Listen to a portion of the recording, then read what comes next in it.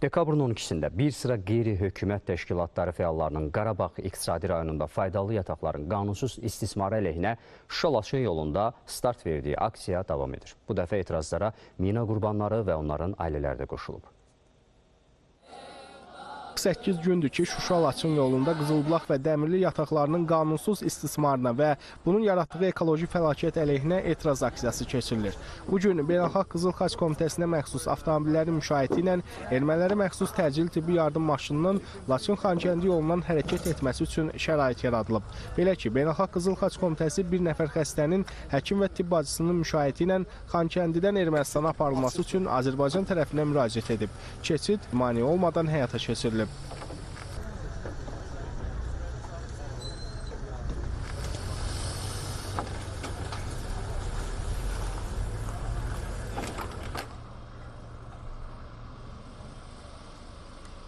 Bu fakt hazırda Qarabağda yerləşdirilən separatçı terrorçu rejimin xüsusilə Ruben Vardanyanın məkirli planlarına böyük zərbədir. Ona görə ki, separatçılar qəsdən dezinformasiyalar yayaraq Azərbaycanı dinc ermənilərə qarşı humanitar böhran yaratmaqda ittiham edirlər. Halbuki aksiyalar zamanı ekofəallar tərəfindən mülki ermənilərin və sülhməramlı kontingentin keçidinə şərait yaradılır. Bu da təbiidir. Çünki rəsmi Bakı Qarabağın erməni əhalisinin Azərbaycan vətəndaşı olduğunu dəfələrlə vurğulayıb. Vətəndaş cəmiyyəti nümayəndəsi, ekofəallar, tələbələr, könüllülər, hər kəs burada bir nəfər kimi, yumruq kimi birləşib öz tələblərimizi dinc şəkildə, heç bir təxribata uymadan, çünki bizim bu aksiyamız siyasi məqsəd daşımır. Bu aksiyamız dinc aksiyadır və biz yalnız öz tələblərimizi, şüarlarımızı səsləndiririk. Bütün beynəlxalq arenaya yeni aksiya mədəniyyəti nümayiş olundu. Bu da bilavasitə Azərbaycanın sülhsevər, vətənpərvər və humanist ölkə olduğunu nümayiş etdirdi. Bugünkü nümayişlərdə mina qurbanları və onların yaxınları da iştirak edib, öz haqq səslərini ucaldıblar.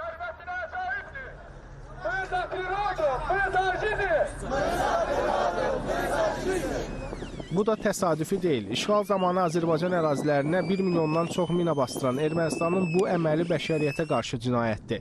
Erməni faşizmi öz minalama fəaliyyətini post-münaqişə dövründə də dayandırmayıb. İşğaldan azad olunan ərazilərdə 2021-ci ildə istehsal olunan minaların aşkarlanması buna tutarlı nümunədir. Münaqişədən sonra 200-dən artıq insan mina qurbanına çevrilib. Məhz mina terroru üzündən azad olunan ərazilərə qayıdış ləngiyir. Ölkəmizə qarşı hər növ terror həyata keçirən Ermənistanın bütün bunlara rəğmən həyasızcasına Azərbaycanı humanitar böhranda ittiham etməsi olduqca absurddur.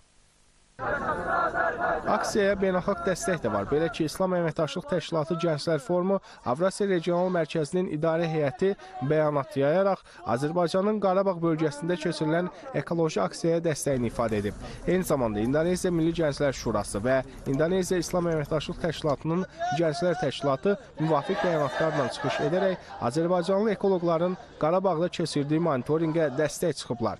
İndoneziyanı təmsil edən gənclər qurumları qısa zamanda Cənubi-Şərqi Asiya bölgəsindən olan gənc ekoloqlardan ibarət qrupun Qarabağa göndərilməsini təmin etməyə hazır olduğunu bildiriblər.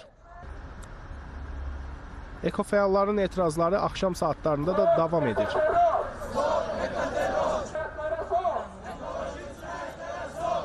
Artıq axşam saatlarıdır və hava həqiqətən də soyuyur. Bütün bunlara baxmayaraq aksiya iştirakçıları öz tələblərini irəli sürürlər və şüarlar səsləndirirlər.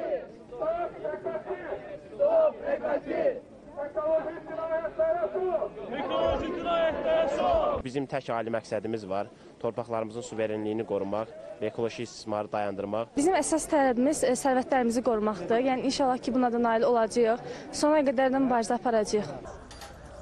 Fəallar aksiyaların keçirilməsində israrlıdır.